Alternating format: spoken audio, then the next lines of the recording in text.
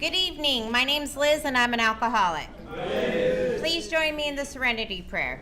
God, grant me the serenity to accept the things I cannot change, the courage to change the things I can, and the wisdom to know the difference.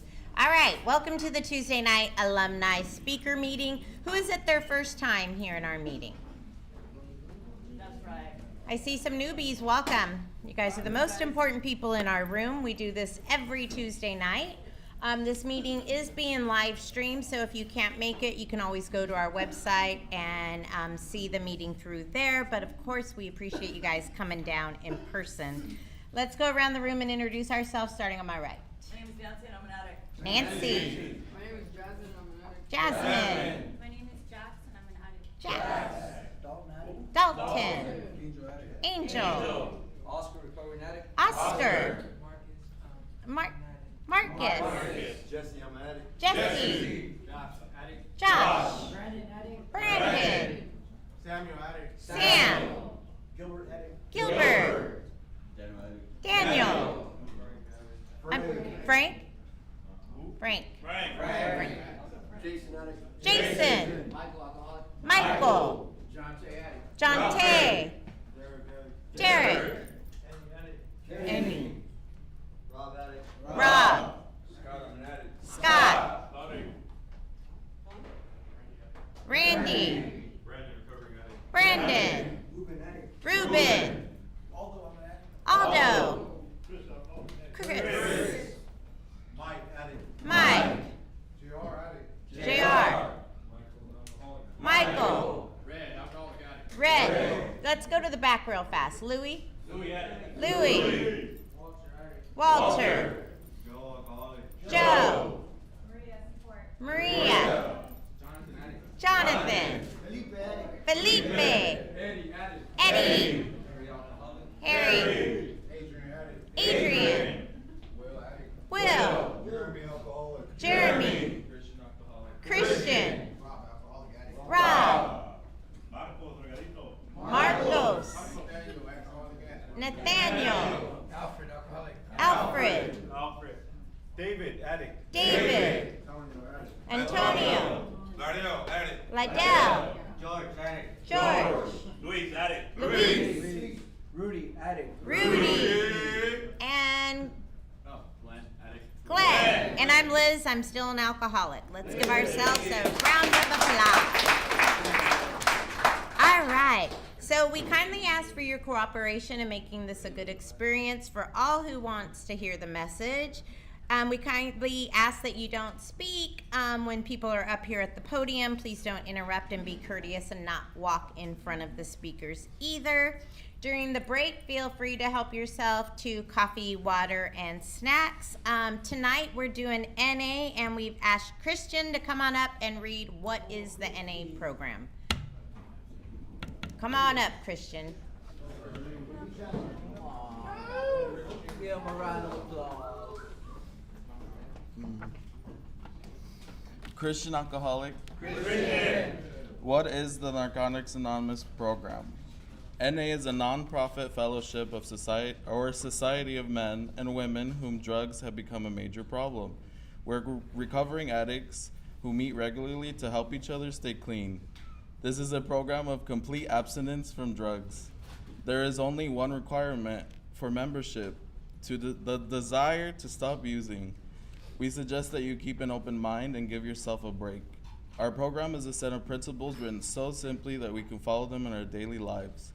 Most important thing about them is that they work. There is no strings attached to NA. We are not affiliated with any other organizations. We have no initiation fees or dues, no pledges to sign, no promises to make to anyone. We are not connected with any political, religious, or law enforcement groups and are under no surveillance at any time. Anyone may join us regardless of age, race, sexual identity, and creed, religion, or lack of religion. We are not interested in what or how much you used, or who your connections were, what you've done in the past, how much or how little you have, but only in what you want to do about your problem and how we can help. The newcomer is the most important person at any meeting because we can only keep what we have by giving it away. We have learned from our group experience that those who keep coming to our meetings regularly stay clean.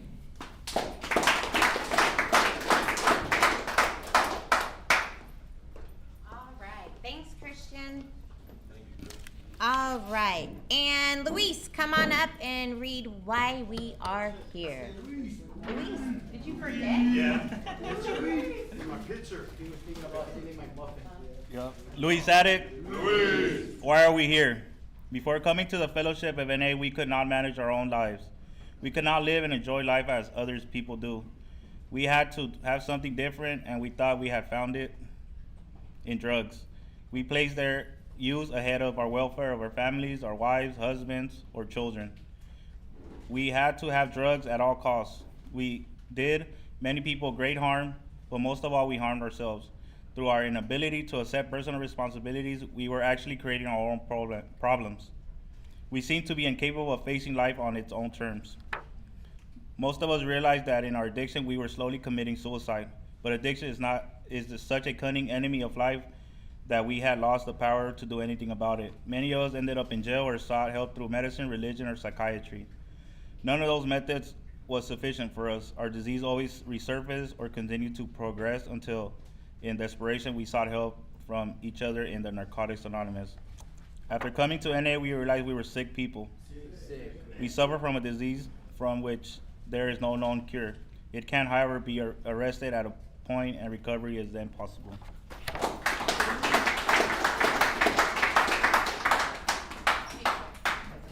Thanks, Luis. All right. And Eddie, come on up and read how it works. Eddie boy.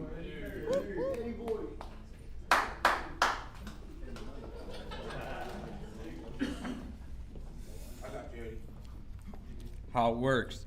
If you want what we have to offer and are willing to make the effort to get it, then you are ready to take certain steps.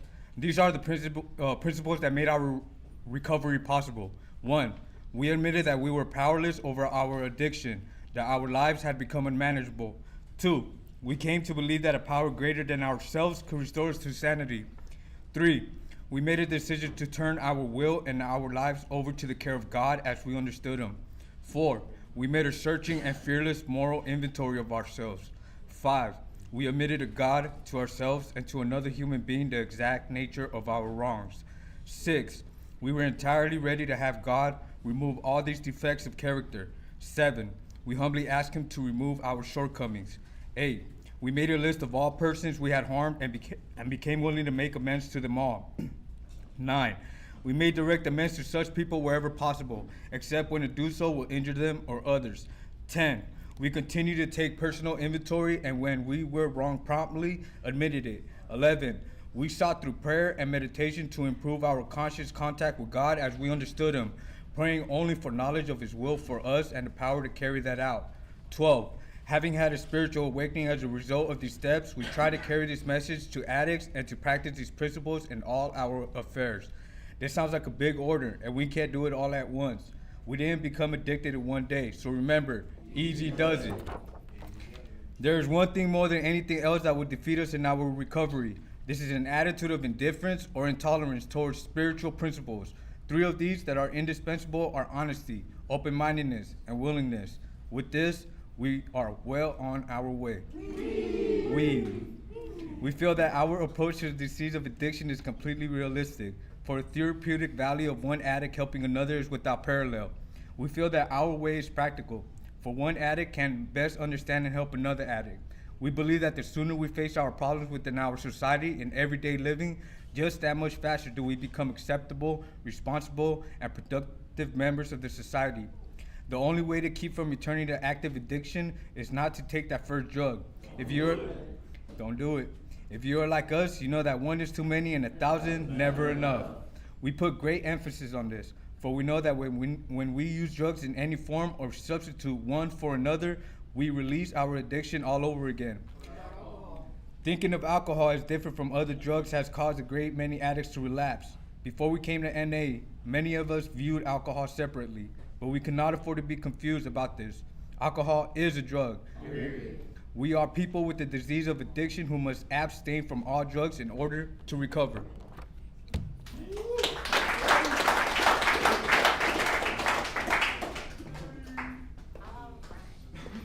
I don't see any sign-in sheets up here, so if you guys have sign-in sheets, make sure you drop it in the basket and we'll take care of them. Okay, so while we observe the 7th tradition, I've asked Jante to come on up and read the 12 traditions of our Narcotics Anonymous, and Louis will be passing the baskets.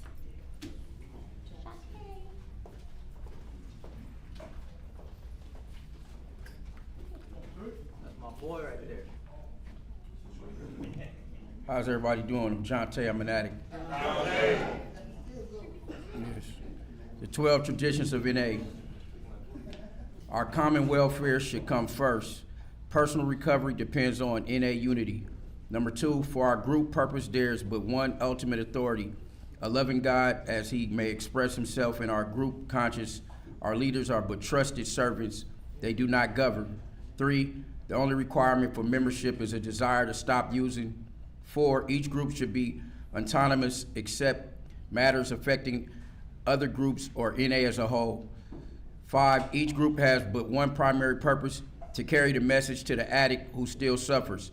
6, an NA group ought never endorse, finance, or lend the NA name to any related facility or outside enterprise, lest problems of money, property, or prestige divert us from our primary purpose. 7, every NA group ought to be fully self-supporting, declining outside contributions. 8, Narcotics Anonymous should remain forever non-professional, but our service centers may employ special workers. 9, NA as such ought never be organized, but we may create service boards or committees directly responsible to those they serve. 10, Narcotics Anonymous has no opinion on outside issues, hence the NA name ought never be drawn into public controversy. 11, our public relations policy is based on attraction rather than promotion. We need always maintain personal anonymity at the level of press, radio, and films. 12, anonymity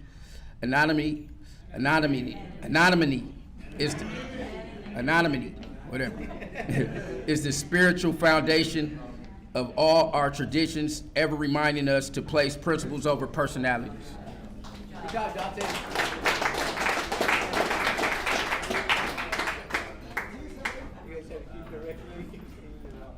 Thanks, Jante. All right, so before I introduce our 10-minute speaker, we just collected money, right? And so that's our seventh tradition because we are self-supporting. We have a decision to make for the group for this meeting regarding birthdays for June. So June's a shorter month with Tuesdays, and July's a longer month for Tuesdays.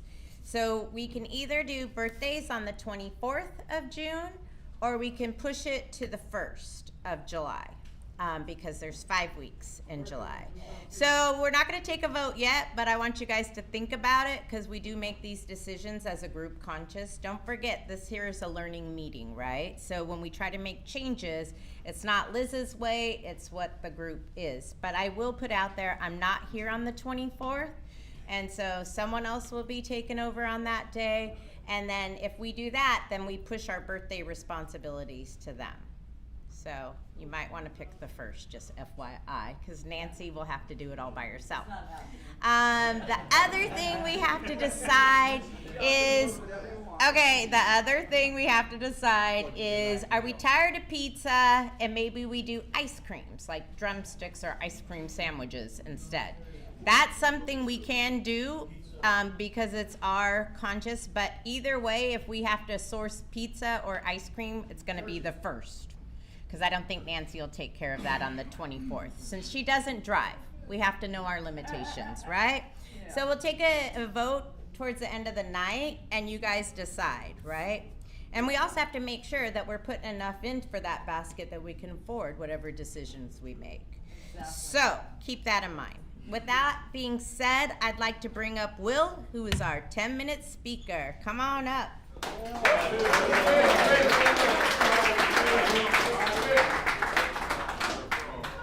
Will at it. And Will is our timer. He'll give you a 2-minute warning. And you got 10 minutes. All right, I'm gonna try to give you guys 10 minutes. I don't know. Who are you? Will, I'm an addict. Will. I guess I could start off by telling you I'm first generation. My parents immigrated from Guatemala when they were 17. It was my grandmother's last dying wish that my dad come with his brothers. So my uncles helped him come to the United States. My mom at the time was pregnant. They didn't know it till she arrived, and my family they didn't want to take the burden of raising another person, so they had my mom have an abortion. I'm just sharing this because I found this out later on when I got older, and it helped me like find a sense, I guess, in my life, like, cause I kept screwing up, and I was like, I'm the middle child, typically, like, the middle child's the black sheep or whatnot. So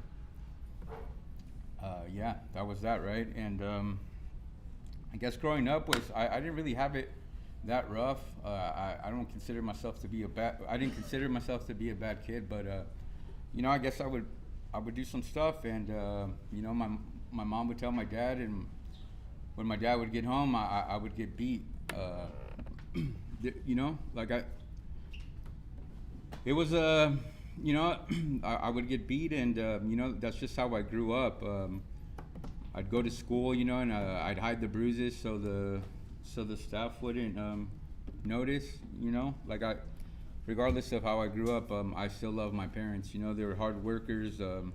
My dad worked 2 jobs, and my mom worked 2 jobs as well, and I hardly spent time with them. I grew up with my godmother, so like well, the reason I'm telling you guys that is because at an early age, I just felt like I didn't want to be around,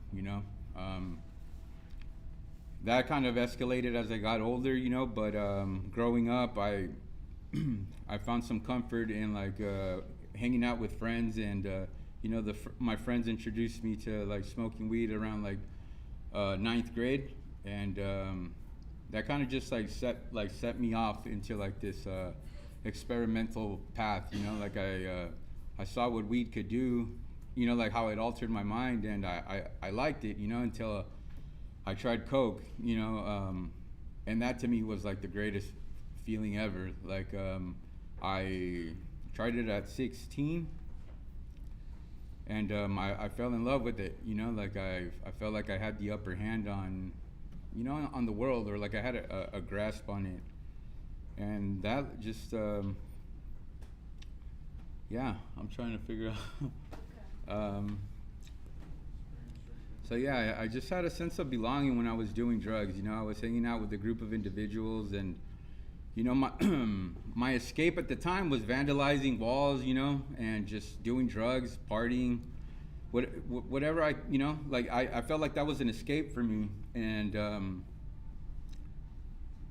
yeah, I did that stuff for a while, and it was all cool, and for me, you know, and I ended up meeting a girl, and I, like, you know, stayed clean for a little bit. I ended up breaking up with her. I was with her for like 6 years, and I just found myself like you know, when I met her, it was difficult because losing her, because I had, you know, growing up, I didn't really experience much love from my family, and the things that I heard, like you know, the things that I seen around my family just made it hard for me to trust, you know. So when I found this individual, she was everything, you know.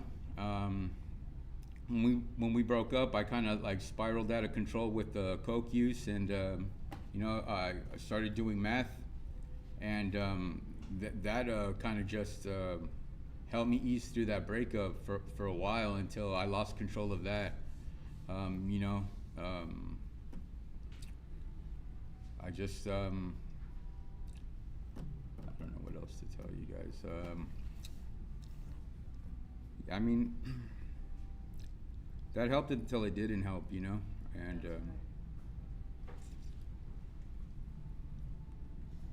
it was just I don't know, man. Meth for me it takes me to a very dark place. Like it's not what it used to be.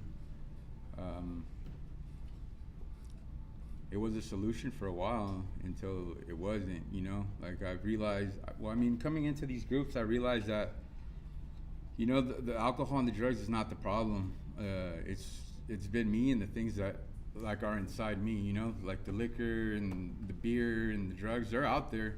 They're not a problem until I put them inside me, and the way that I think. You know, after I broke up with that girl, like you know, I would drive around. I got a couple DUIs, went in and out of county for those things. You know, I've never done hard time. I've been in and out of county. Like, it's not a big part of my story, you know. Like, but I guess like if I'm being real, those DUIs are kind of a blessing. Because they brought me into the rooms of AA. Like at the time, I didn't care for it. Like, but it introduced me. You know, I had to go to the classes to get my license back, and get the signatures. And I was like, dude, this is whack. Like, I got to sit around here and like listen to, like, that's not me. I don't have a problem. Until like it kept happening. You know, I caught a second DUI, and you know, it took a while for me to realize that I had a problem, but. When I came into the rooms, like I would hear like little things that would like stand out and like resonate with me, and I was like, you know, and then I'd go out, and I wouldn't feel that satisfaction that I once did when I was younger, and there was no relief there, you know. Like I just kept going into this like this repetitive pattern of feeling sorry for myself, and you know, I would see people like happy, and I couldn't achieve that, and I'm wondering why. So. Yeah, man, I just started coming into to AA, and like I would get these like short periods of like hope and stuff like that, and you know, like I just thought that if I adjusted certain things in my life, that it would be better, you know, like you know, like not drinking liquor, because I'm a blackout drinker. Like if I drink liquor, like I black out and I do stupid things. But so I just went down to beer, you know, and then coke, not meth, and then you know, things like that, because I'm thinking it's okay, because that's, you know. So yeah, you know, like it wasn't working, man. So I'm just gonna kind of fast forward to like what happened recently, and the reason why, like what's been helping me. I've always been like, you know, I always thought that if I had money, I was okay. That was the meaning of life. You know, like if I have money and I'm taking care of myself, there's nothing that you could tell me because I earned this, I deserve this. And I have 2 daughters, and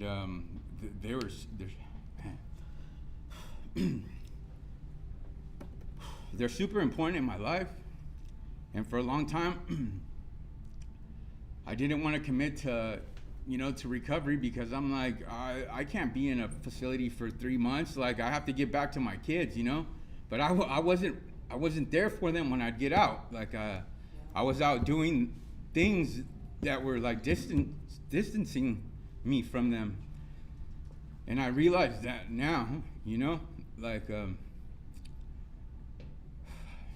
spent a lot of time away from my kids, man. And just being here for this long, like, I know that I don't want to go through it again, you know. Like, I got 60 days on the 7th, and it's like,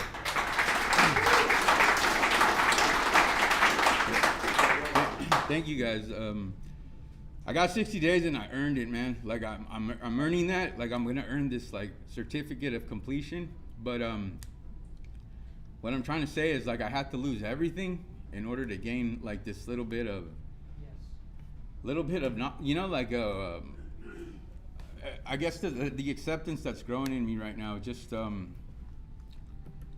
so yeah, this last time I had the job, and I wasn't happy, you know, like I was going to work and I just felt miserable, man. Like I was working hard and all my money was going to drugs and alcohol, and I was staying up like for a week at a time, 2 weeks, you know, like just staying up to the point where it was just like I didn't want to be around anymore, and nothing meant anything to me. Not the little girls that, you know, I cut the umbilical cord, and, you know, it's like it didn't mean anything, and that scared the hell out of me. Like that to me was it, you know. Like, I got to the point where I even like cut communication with them like months prior to me like leaving the apartment, because I was done with the lifestyle like that I was living, you know. Like, I didn't want to come back. Like, if this was life, then I didn't want a part of it. So I gave up the apartment, I gave up the job, because none of the money was going to my kids or things that I said would matter. They were all going to drugs, and that wasn't making me happy anymore. So I gave it up. I was, my friend came through the program, and he's like, you know, why don't you give this program a chance? And I was like, yeah, sure. Let me borrow $20, and, you know, like, I'll go in a few days. And yeah, he let me borrow the money, you know. And I was going down Gaffey looking for work, and like I was like, I'll get whatever job, and, you know, I'll live on the street or whatever, and go to school. I thought I was gonna make it work, and I didn't have to go through that, luckily, you know. I ended up going down Pacific, and he's like, go to 5th and Pacific. And when I arrived there, Sherry was out there, and the difference, I guess the difference this time is, like, I knew that everything that I was doing wasn't getting me anything at all. So I kind of just threw my hands up. Like, it's hard for me to believe in a higher power, but I just threw my hands up, bro. Like, I'm here because I don't know shit, dude. I don't know shit. I don't know how to live. I don't know how to be a father. I don't know who the fuck I am. Like, so I'm like, what do I have to lose? So I did. I came here, and I'm like, I was fucking crying in her office, man, like a little, you know, like a baby, like just letting it all out. And she's like, you know what? I think you need residential. And I said, I think you're right. So she's like, if you're here by 12, then you have a bed. And I was like, you know, like, I did what I had to do, and I got back at 12, and there was a bed for me, you know. And that in itself kind of like was like, fuck, dude, like, something wants you around, you know, like you're not ready to go or whatever, man. And yeah, some guy had jumped I guess he jumped the fence when he didn't have to. But yeah, but that opened up the door for me, you know, like, and I fucking wanted something different. I want something different than what I've been living, man. So like, I started like looking at it as an opportunity, and it's, you know, like, I'm taking it, man. I'm just listening to everything. I'm listening, like, I heard some, you know, like, you come in here and you hear some corny shit, but it works, you know, like, or it helps you, like, be receptive to stuff. Like, if it doesn't apply to you, like, you know, like, eat the chicken, spit out the bones, man. Like, and that's what I try to do, you know, like, sometimes, like, you're gonna hear, like, whatever, like, you don't, like, if I say something that'll help you, take it and run with it, man, and make it your own, you know? And that's where I'm at right now in recovery. I'm just willing, you know, and I when I'm sober, I'm receptive to, like, the idea of change and being uncomfortable. Like, being uncomfortable is, we're uncomfortable because we're in a place that we've never been before. And, you know, I heard that from some of my peers in a group, just writing these letters that, you know, like, they take a lot. You know, it takes a lot, you know, to let it out. But yeah, man, it's working. So, like, if you just got here, give it a chance, man. Like, give yourself a chance. You deserve it. Am I good on time? So yeah, give yourself a chance, man. Stay willing. It's true, man. Hold on to your seat. I've seen the people leave, like, this place. Like, a lot of people, like, walk out, like, and we see them around, man, and it's crazy. Like, it's crazy how I'm able to see that now, you know, and try not to forget. Like, well, I'm saying this for myself. I'm trying not to forget, like, those moments where I was completely miserable and willing to give up, and how I feel now. Like, I don't want to give it up. I'm not even there yet, and I feel like I've been already gifted a lot through this program, and, you know.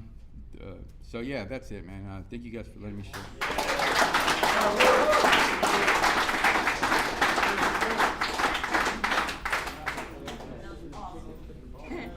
I know, I like that one too. I haven't heard that. What is it? Kill the chicken. Oh, eat the chicken. Can we kill it first? Can we kill that chicken first? So eat the chicken, spit out the bones. Nice. I haven't heard that. And, you know, I thought you were going to say when it doesn't apply, let it fly, because that's what, but I've never heard the chicken one. So that's a good one. And I think, like, you know, well, I love that you say that you just stopped by. And when you said Sherry, I was like, oh man, she had the net. Like, you don't walk by Sherry and not come into treatment. It just doesn't happen. She has that gift of getting people in here, and I love her for that. You know, there's times where I'm like, when I did intake, she'd be like, Liz, I have this guy. I'm like, fuck, Sherry, come on. Like, all our beds are full. And, like, you know, you've seen it. Our beds are full here at Fred Brown. And that was a miracle that person jumped that fence. I'm happy they did. Who gives a monkey? You know what? It's like, we literally do know that, you know, it's like when you're here for the long haul. If it's not doesn't something that resonates, guess what? Someone wants this bed. Like, when I hear other treatment centers saying, oh, we have an empty bed, I'm like, what? What does that look like? Or, like, we might have an empty bed for like a day. Maybe. It depends who's on that phone. And so that's a God shot. So that was your first God shot of coming in, is that we had a bed for you. And I'm glad we did. I work with you. I know you're working really hard. And I like that you said about uncomfortable, because you're uncomfortable all the time. And it's amazing, because when we get comfortable, we get relaxed. We think we got it. There's no such thing as having it. You know, we're renting it, right? We're renting these feelings, and the only way that we pay our rent is being of service and continue being in action. So for you newbies, just know you can't really fly under the radar here with us. There's staff everywhere. We love you guys. All of us are in recovery, or I should say majority of us. So we've been in your shoes, and we're happy that you made it here. But I'm super happy that you got to share your experience with us, Will. So let's give Will another round of applause. All right, let's take a 10-minute break. Yeah, I love it when, like, someone's like, oh, like the door wasn't ever locked on the phone. We're not crying.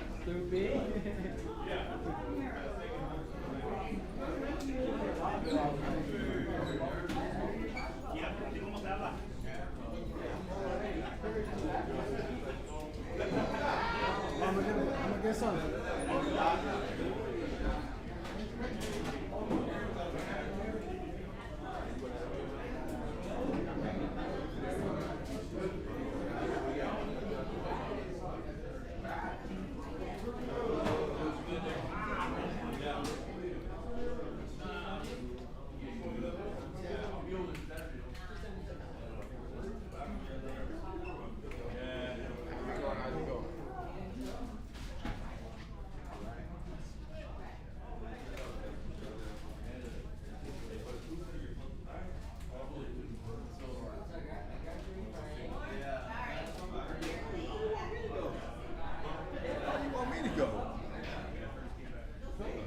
Get your legs up.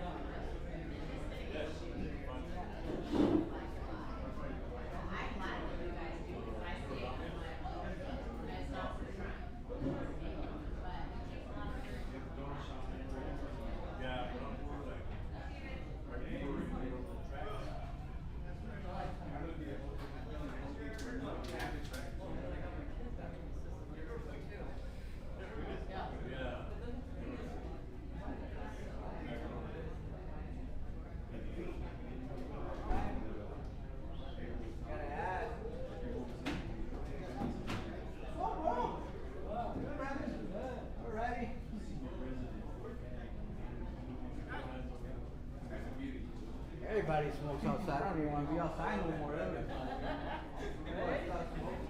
Yeah?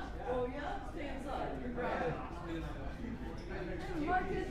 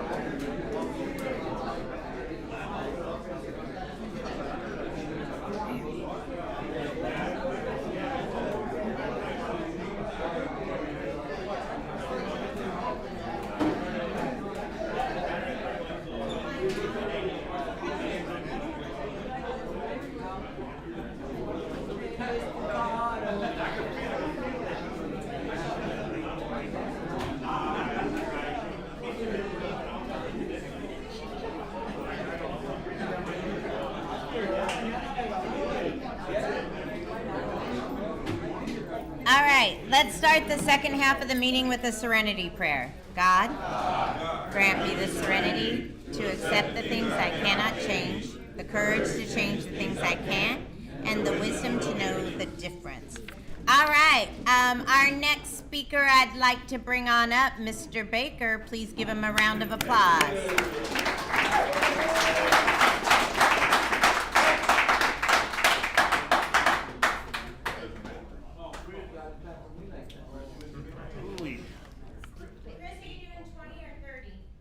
How many you want? How many do you want? Oh, yeah. Okay, Chris, alcoholic addict. First of all, grew up in Chicago, south side of Chicago, had a loving mother, loving father, that made sure I had everything I needed. I didn't have everything I wanted, but I had everything I needed. Some loving parents. One of those that I was one of those that wanted to fit in all the time. Had 3 sisters, 1 brother, older brother. Like the baby boy in the house, black sheep in the house, whatever you might want to call it. I thought I wouldn't be. I thought my brother would be, but it was me instead. Because I was the one in and out of jail. He was the one staying away from the jail. And growing up, going to school and stuff. I mean, I was good at school. There's a lot of gangs in the neighborhood where I lived at, and but my father was the best gangbang I know. He kept me away from that shit. Never gangbang. If I was gonna gangbang, he would tear my ass up. I had one of the fathers that he could give you that look and let you know don't do it, or he could put some hands on you and you really know you don't not do it. But he was a loving father. I only got like 2 whoopings in a lifetime from my father. One for slapping my sister, one for biting my brother. And that only came about because she wanted to watch something on television. I wanted to watch something else, and I slapped her. Got the worst ass whooping in life to me, because that's the only one I got. Well, that was the first one I got. But that wasn't enough, I guess, because I bit my brother, because we were wrestling around. He had me in a headlock and wouldn't let me go, and with his legs. And so the only way I knew to get out was bite him, so I bit him. And I bit a plug in him. And so my father told me, "You're not that hungry, why are you biting your brother?" And I was like, well, he wouldn't let me go. He didn't want to hear that. So he had this belt that he used to pull off his waist like he had a sword on the side. And we went around in circles, going in circles. I'm not going to do it no more. I know you're not. Whoop me till you got tired. And last ass whooping I ever got from my father. And I'm kind of glad I got them whoopings that he gave me, because everything he told me, like parents might tell you it's for your own good. They used to always tell me that. I'm telling you this for your own good. Don't do this, don't do that, don't do that. But, me, I don't want no hard illness. I gotta find out for myself and really venture out and try it. And venturing out and trying stuff got me here to where I'm at. Because I wanted, like I say, I wanted to hang out with the crowd. The crowd was like, I like one of them scary ones out there. Didn't want to hang out with the gangbangers, but I wanted to be a part of them. But I know I couldn't, because my father would get me if I would. This one, like I say, I had one of me. Well, he wasn't a mean father. He was a loving father that told me right from wrong. My mother did also. And Never had any problems out of school except one time. I did my homework, but I left it at home. I left it at home. Did it, left it at home. The teacher wanted to swat me on the hand. I wouldn't let her swat me on the hand. So she sent me to the principal's office. He wanted me to bend over and touch his desk so he could swat me with a big wide stick. And so I was like, no, I'm sitting there crying, and let him know I did my work. I bring it tomorrow. So I bent over to touch the desk for him, and I moved out the way when he swung. He broke all the glass on top of his desk. And then he called my mom. So then I really started crying. My mom had to come to school for you. Because I had one of the mothers and fathers, they got to come to school for you. You're going to get embarrassed in front of the whole class, the whole school, everybody. And I didn't want that. And so I'm crying already. But I got on the phone. I was able to call her, tell her, bring my homework. This is what I'm in trouble for. I don't have my homework. She brought my homework to school. And but the man desk was all broke up and everything. So I was like, that's what I was scared of, because I moved. And when he tried to swat me. And I was scared my mother was gonna get me again once she get to school. And then once I got home, my father was gonna get me. It was those kind of whippings back then. When I grew up, there was a time like your neighbors could tear you up. They see you doing wrong, your neighbors would tear you up, and then call your mom, tell you they didn't beat you, or whatever they did to you. And then you got another one coming when you get home. That's the time I grew up. And so I kind of stayed. I was nice. I was a nice little kid. I was a nice little kid. Didn't try to do the right thing. Far as staying out of arm's way. I mean, my father's way, hands way. Because man, that man, he let you know he not playing. He used to give me the look, and I know already. Okay, stop it.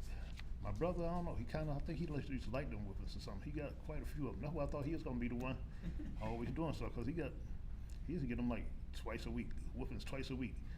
We even plotted on my father at one time about, he hit you again, we gonna get the pop bottles and beat him and do all this kind of stuff to him. And we gonna pack our bags, run away from home.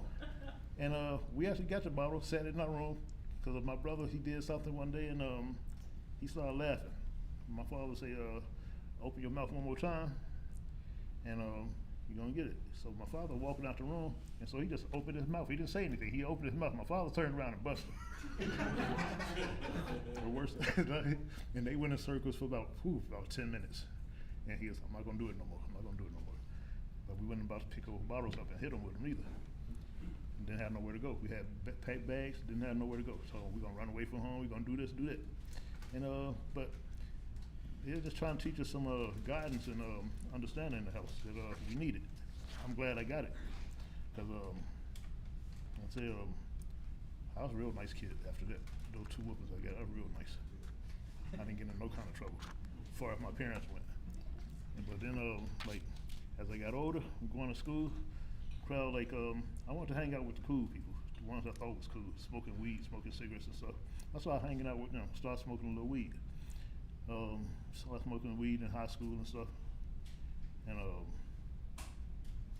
kept going to school and everything, and kept my grades up, and so and then kept my grades pretty. The grades stayed in order.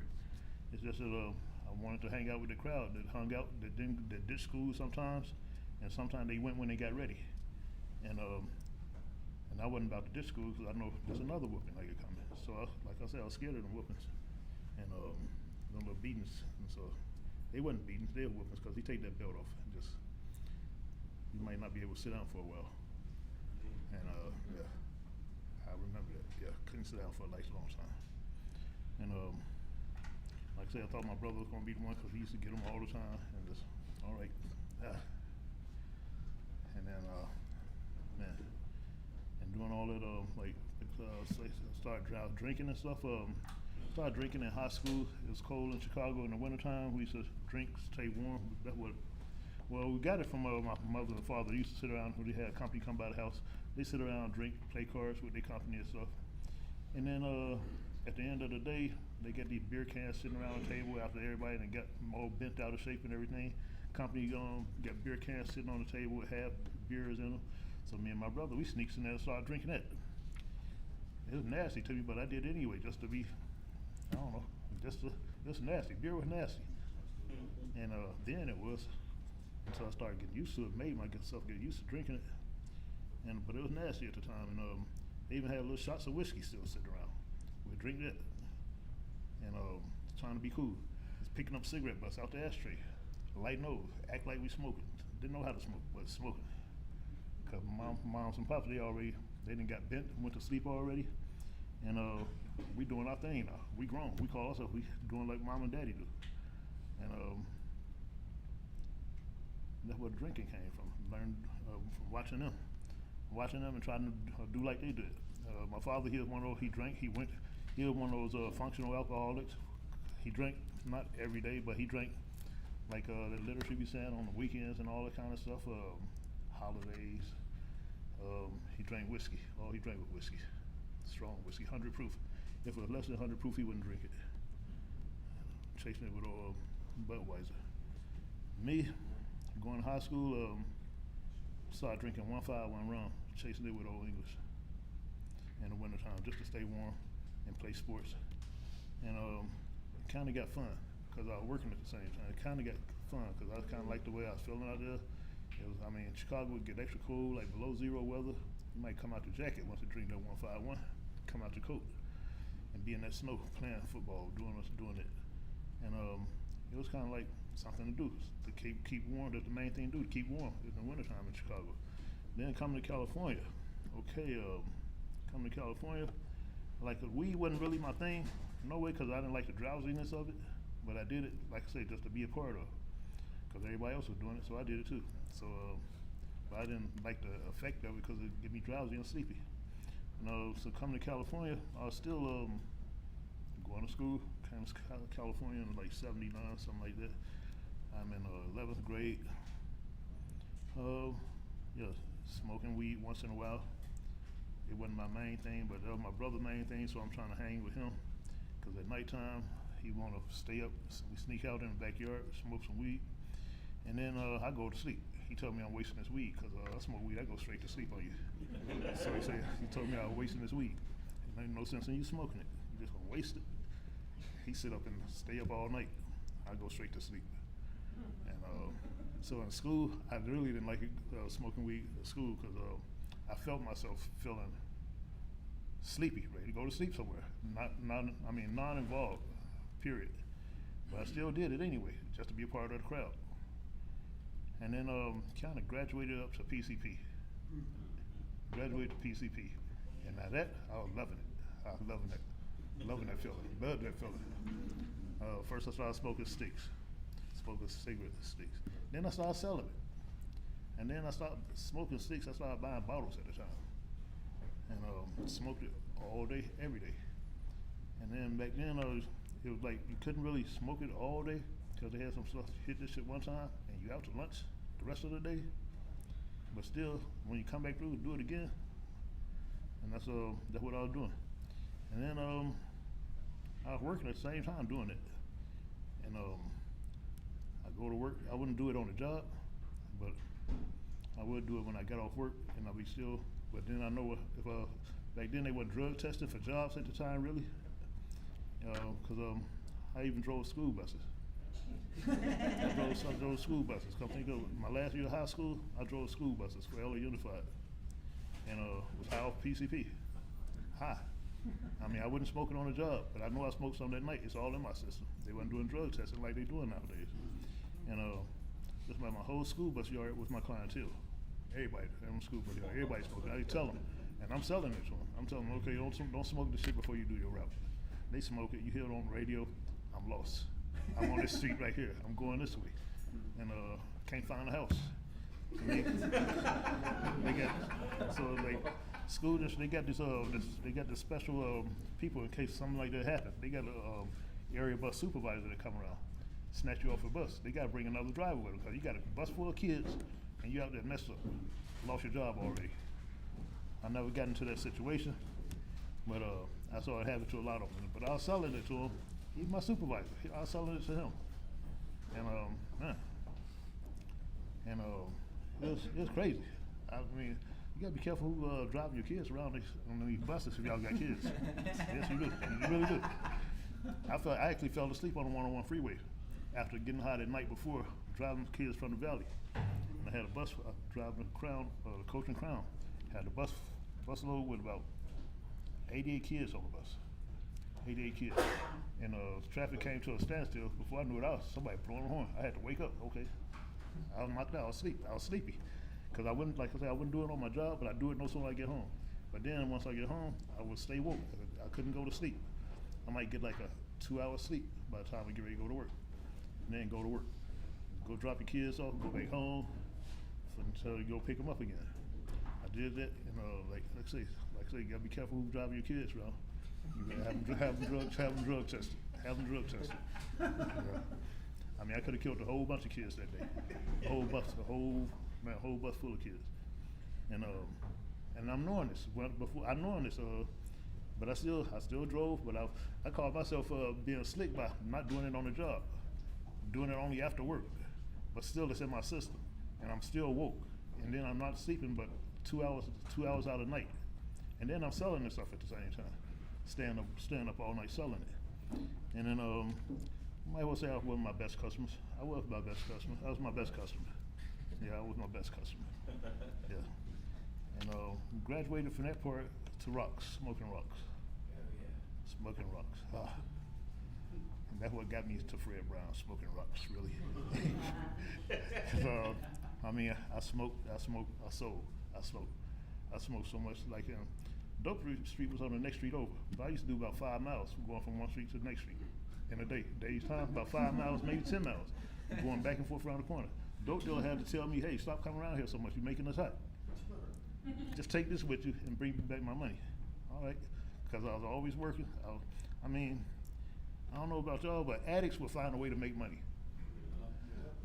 I was a real addict. I made money all day and spent it all day. At the end of the day, I was broke. True story. At the end of the day, broke. I mean, like I said, back and forth around that corner all day. Dope dealers started saying, just take the sack with you, bring me back my money. Okay. And then I started coming back to them too soon after that, because I was selling it to people, I was smoking at the same time. Make sure that made their money for them and go back to them. They say, you still coming too much, take 2 of them. So now I'm getting free stuff. It's free to me. But yeah, it's free, because I bring them their money, I smoke the rest of it, make sure I make their money for them. So I'm really working for the dope dealer, really. I'm working for him. But I call myself having it going on. And I still work on the side. Like I said, I work on cars, I work on houses, everything. I go to work in the daytime, I go work because I like subcontracting houses and stuff. People trusting me with thousands of dollars to fix their house. I might go, they might write me out a check with my name on it. Ain't no contract signed, just write me out a check because they know I had good work. I have a crew out there doing some work with you. They might write me a check for like $9,000, $10,000 to do some work on their house, or maybe more, and put it in my name. I go cash it, go buy material, sit at their house. It might sit there for about a month before I touch it. And then, because I'm working on something else at the time, but then at the same time I have their money, I'm already working on another job. I gotta use the money that they gave me to pay the workers for the job I'm already doing. Because I already blew that money already. It's all gone, it's blown. It's blowed already, up in smoke. Yeah. And then I got to where I felt I was gonna be, I felt I was getting ready, like, I got to the point of where like, oh, these people giving me this money. Ain't no contract or nothing signed. They don't even have no signature, just on word of mouth. And they gave me $20,000. I could just keep on going if I want to. I got to that point to where I could just take these people's money and just say, forget about it. You ain't have no way of contacting me by phone. And all I had then was Obama phone. So I'd give me another one.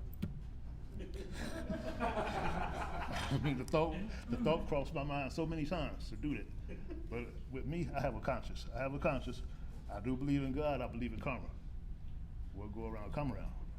And that conscience of mine tear me up. So I couldn't do people like that. I made sure I complete their job, did what I had to do for them. But at the end of every job, I was broke, still broke. At the end of every job, paid all the workers. I mean, in the morning time, feed them breakfast, pay the workers at the end of the day. This went on for like 2, 3 years, 4 years. And at the end of every job, I was always broke. Always broke, still broke. Go home, get high. I wouldn't get high on, like I said, I wouldn't get high on the job, but I go home and smoke all night long. Smoke all night long, smoking rocks all night long. With maybe an hour of sleep, go back the next day, go do it again.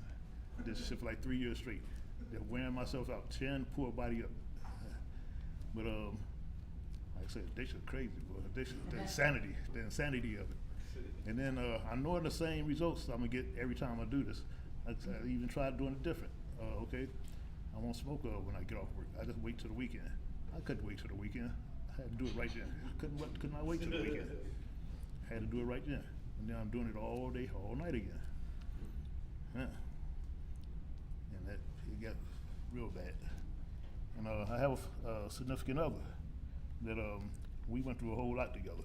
We went through getting high together. She came to treatment and got clean before I did. Had 8 years clean, and we were still we wasn't staying. We were like apart, but we were still together. And then so we moved together. I was still out there getting high. She wasn't with 8 years clean. And so in order for me, I wouldn't get high around her, but I would leave the house and go to the old neighborhood and be gone to the old neighborhood. Like after I get off work, I might stop by the house, put some money at the house, leave. Might come back to the house like about with 3 hours left of work before I go to work. And so she got tired of that. So what she started doing, she started going buying the stuff for me, so that way I ain't got to go nowhere. And I don't have to leave the house. So you can go ahead, cause we had another room. I had my own little man cave. I go in there and get high, but I didn't want to cause she was clean. And like what she was doing. And then one day, just happened to come home, and she told me, "Well, I got this for you, but I smoked some of it." No, you didn't. It broke my heart, cause I knew all this clean time she had, and I feel like it's my fault. It was my fault for being around her and doing what I was doing. But I like I said, I wouldn't get high around her, but she knew I was getting high. And that started her, that blew her 8 years clean time. And so then when that happened, we started going downhill. We went downhill at top speed. We had just got an apartment out here in San Pedro. Paid the man like, I think paid that man like 4 months rent and ahead of time. And then so I think that's all I paid him, 4 months rent and ahead of time. And then the man had me working for him too, doing maintenance, apartment manager for a building. And at the same time doing that, I had the money to pay this man his rent, but that rock was telling me, pay him tomorrow. Pay him tomorrow. I kept telling this man, told me like every day for like 6 months after I haven't paid him no money for rent. He told me like 6 months after that, for 6 months straight after that, pay him tomorrow. Pay him tomorrow. Tomorrow never came. And so the man finally got tired. You're gonna have to do something. You got to go or something. So I just left the apartment. So then I'm homeless. Got homeless. My significant other, she got back into her program. I stayed out there getting high for like a year, and then for like about a year, and then I stopped for like 6 months on my own. Called myself gonna stop getting high because I was in the streets. I was standing from pillar to post, standing with this friend, that friend, that friend. They were glad to see me coming because every time I came, I had a pocket full of money or some dope. But when that dope was gone, what you ready to do? What you fucking mean? What I'm ready to do? What you gonna do? Where you get ready to go? Dope gone, so want to get put out. They put you out. All dope gone, you gotta go. So I'm like, okay. So then I decided to go downtown LA Mission. Stayed there like 6 months, not getting high, saving money, going to work, saving money, going to work, saving money. And then I started having too much money on me. I knew somebody gonna bust me upside the head, rob me, kill me or something. So I went and stayed with a buddy of mine. There was a dope dealer. And I saved up like about $9,000, $10,000 in 6 months time. And all that money I saved up while I was down at LA Mission, I gave it to my buddy that was a dope dealer. Gave it to him smoking dope all night long, every day, and going to work. And then he knew the money I had, and he charged me rent for staying there. I paid him. And I started seeing this man buying all this different stuff for his house, talking about, you know what, since you here, I'm getting food stamps, you getting food stamps, we need a deep freezer. I don't need no deep freezer, all my stuff in storage. So we need a deep freezer. We need music for the car. We need this, I don't need all this stuff, but this all the money that I'm paying him, that he done made off of me. And then so I'm like, man, I done bought this man all this stuff. Bought rims for his car, bought music for his car, bought deep freezer for his house, Bought a big old swamp cooler so we could stay cool in the house while I'm sitting there getting high in the bathroom.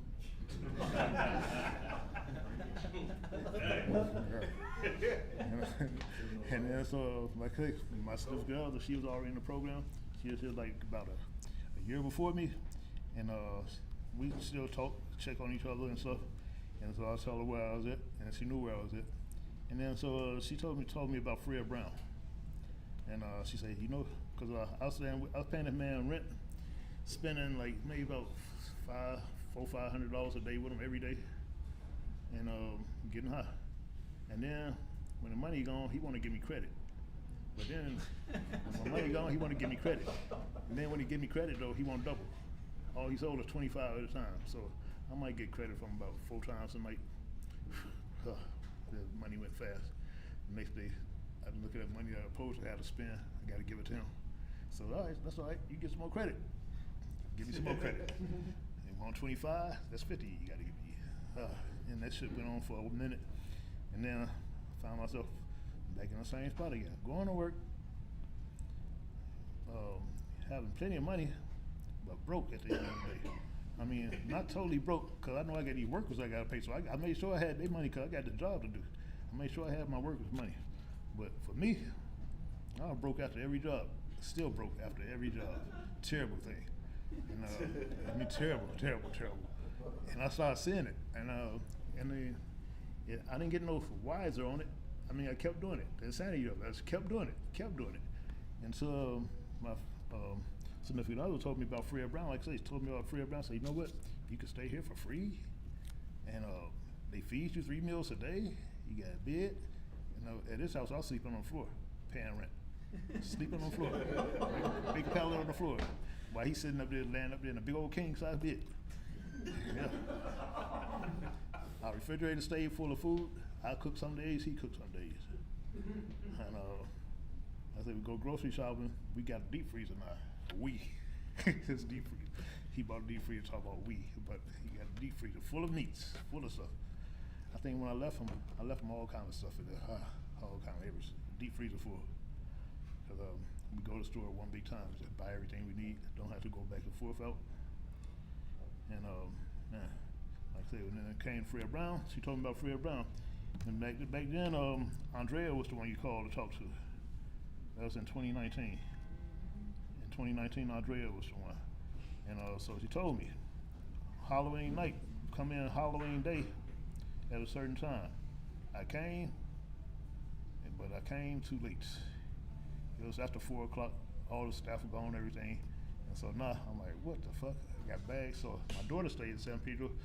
And I'm like, oh, I got called this lady. I'm out. He got my little suitcase with my little stuff in it. Nowhere to go. Stuck in San Pedro. And now they tell me I can't get in. And I called and I begged that lady to get in. I called the next day. I begged. She said, well, you're supposed to be here this time. I said, you didn't tell me what time.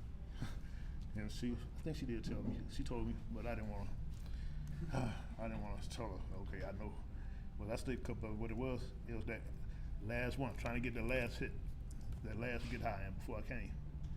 And I did get the last high before I came. It was almost out of a bid. But she let me come November 1st. So right now I have a clean date, November 1st, 2019.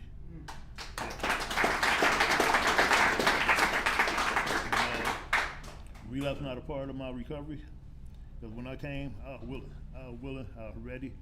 And when I first came, what really got me, the lady right there, Nancy, with all the love, showed me so much love. I was sitting in the breezeway. Want a cigarette, Mr. Baker? Thank you, Nancy. Yes. Nancy showed me so much love, and always showed love. And she made me feel comfortable. And then I had to talk with Sherry. Sherry was she was helping me out with things. And then Sherry had the thing where she was always telling me, trust the process. Because at the time I had food stamps coming, but I was trying to get my cash going. And then so I get on the phone, call that county building early in the morning. But then by the time I wouldn't get through to nobody, then it's time to go to group. So now I got to get off the phone. And I'm like, I'm getting pissed off, and I say, I can't talk to nobody because of the time it takes to call somebody, and I got to go to group. I can't take out another time to go to group to make a phone call because I got another group after that. And then so one day, I don't know how Sherry did it. She just got on the phone and called one time and got through to somebody. They said, okay, your money will be on there at such and such time. I'm like, okay. But at first, Sherry was, I'm not gonna say, but she was, yeah. I kind of had no kind of, like this lady gonna tell me to use the phone, won't let me use the phone. She wasted my time, but she used to always tell me, trust the process, trust the process. I'm like, fuck, the process is taking too long. The process is taking too long. I can't try it. Yeah, but the trust in the process got me with got me where I'm at today. I was one of those, like I was away from my kids for a long time. I was away from my kids like 20 years. I got 11 kids. And like, yes, 11 kids, 7 girls, 4 boys. And 10 by one lady, 1 by another. And like I was away from like 20 years at one time. And because my wife at the time, she just decided, I guess she got tired of my shit. Just booked up and left. Got tired of me. Booked up and left. I'm not mad at her.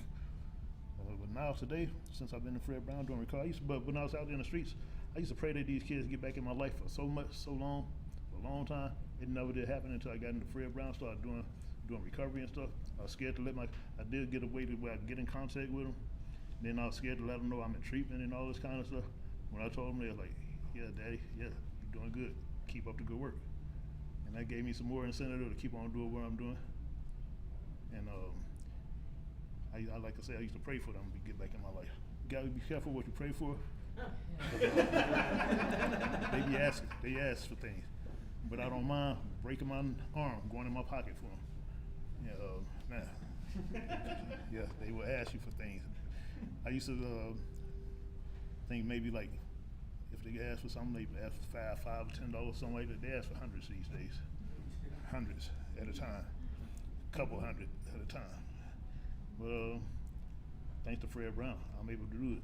Help them out when they need help today. And like I said, I came to Fred Brown homeless.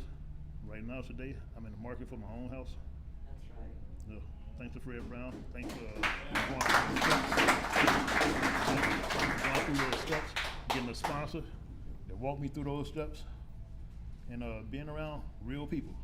I mean, real people. Not trying to get me high. People that's trying to keep me clean, trying to keep me sober today. Those are the kind of people I hang with today. I don't mind being of service to anyone. There's some kind of ways these little blessings keep coming. I love the blessings I get every day. Every day I get a blessing. Every day. I don't know what I'll be doing to get them, but God be blessing me every day. Wakes me up every day to see another good day. Yes, to do. So if you're in here doing that work, doing them letters and stuff, get them letters out. Y'all didn't have to write as many letters I did. Like I said, I got 11 kids. I had to write them. I think I had a big stack. Write those letters. Be truthful in those letters. Be honest with yourself in those letters. And it do help. I see people sit up and cry writing them letters. And man, you hear some stories in those letters, like, damn. And then you hear some stories like, damn, so I'm not that bad. I'm really not that bad. I'm really not that bad. You hear some of those, yeah, you're really not that bad.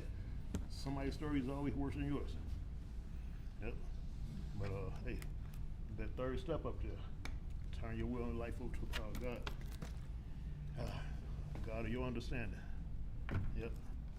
I'm a high believer in a higher power, and I have faith in my higher power today. I have more faith today than I ever had. I don't let things worry me no more. I used to worry a lot and wonder. I don't let things worry me anymore. Let's put them in God's hand and let God do the work for me. Like I said, got a good support group. I was one of those that they say go to 90 meetings in 90 days. I think I went my first 4 years, a meeting every day, 2 or 3 times a day for 4 years straight. I still go to meetings, 2 or 3 a week now. I broke down, started going 2 or 3 a week. But I do go to meetings and try to stay and be in the service. Because this shit work if you work it. That's right. It really do. Give yourself a chance. Make it work for you.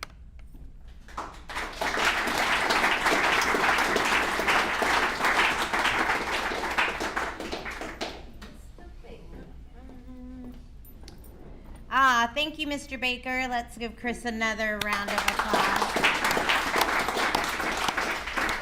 Now, I'll do the brief version. So, Chris left out, he used to work here with us. He was one of the kindest, nicest house managers, especially to me when I'd be like, Chris, I need a bed. You need to come pick up this guy. He was for our RBH. And then also when Chris left working for Fred Brown, he went to school. And are we done yet? Almost. How many semesters we got?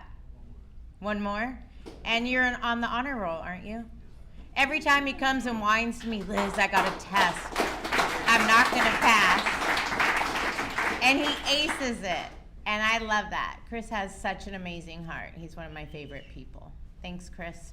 All right, Red, one of my least favorite people. Come on up. I'm just teasing.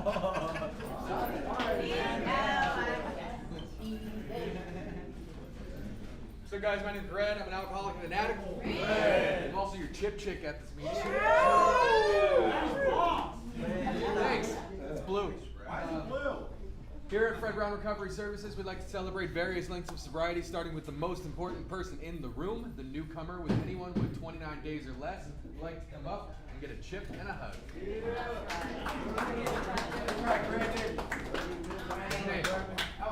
Alfred.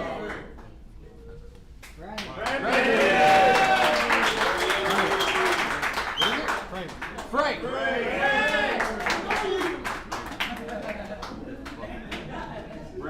Brandon.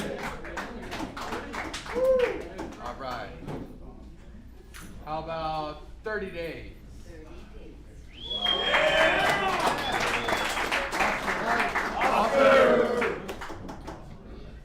Any more 30? What about 60 days?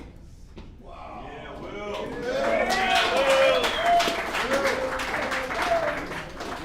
Will. Got another one?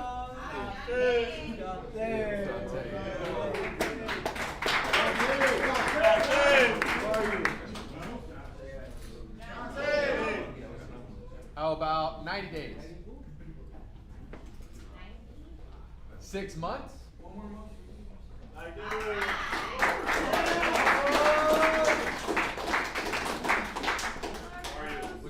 Lardell.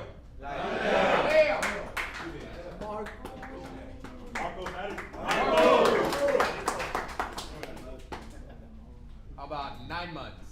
Baby. Whole baby. What about 18 months? It's a year and a half. We also celebrate birthdays at this meeting, but it's at the end of every month. So please get with the meeting secretary after the meeting if you want your birthday celebrated here at the end of the month. Anyone with a year or more, please raise your hand.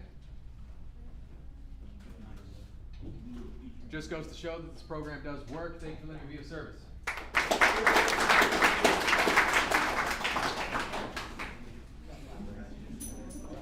All right, guys. Court cards are up here for the treasurer report.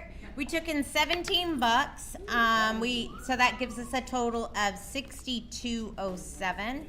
And what are we doing? So are we doing birthdays on the 24th or the 1st? Whoever wants a 24th, raise their paw. No 24th? Oh, of course you, Randy. Okay. Everybody else, are we good for the 1st? Yeah. All right. So that gives you an extra week to get some money because $62 is not going to pay for pizza. It's not going to cut it. We usually have to get right about, what, 130 probably? Do I look like I take EBT? No. But I will pick it up. So we'll do birthdays on the 1st. We can see where we're at next week with the 7 Tradition to see how much money we have, if we can afford pizza or not. And then, hey, wait a minute, the meeting's still going. We have one more reading. Come on up. And Luis. Oh, wait a minute, hold on. Marcos, it's you. Just for today. Before you do that, We'll do it after.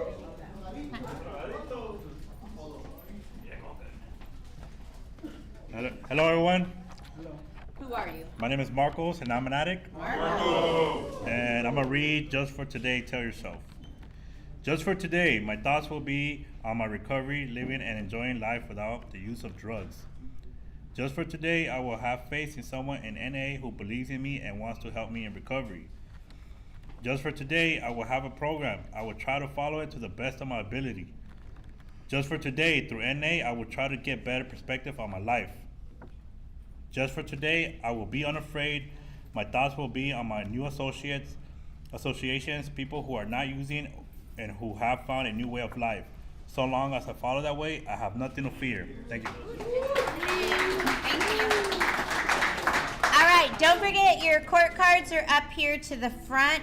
We have something different we need to do tonight. We need to clear all the chairs.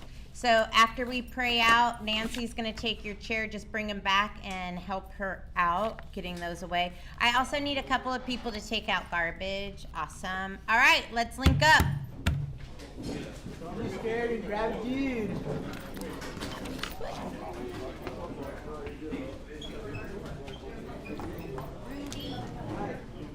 Come on in, Sam. I don't bite.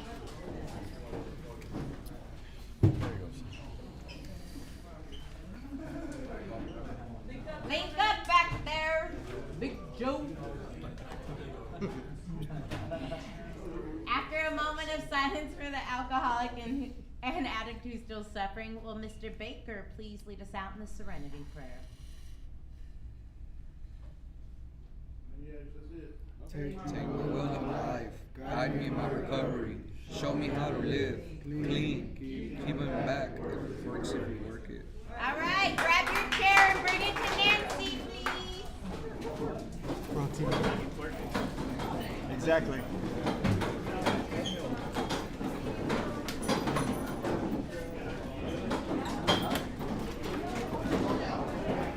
Court card, $2.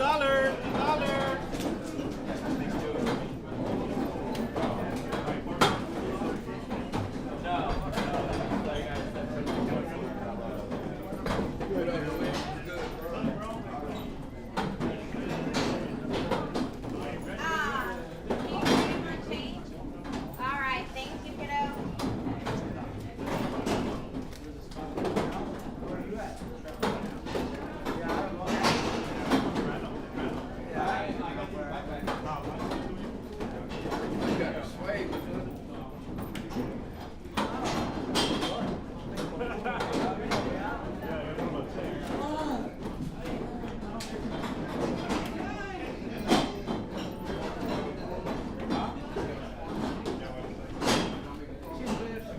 Have a good night, Rob. Nice to see you.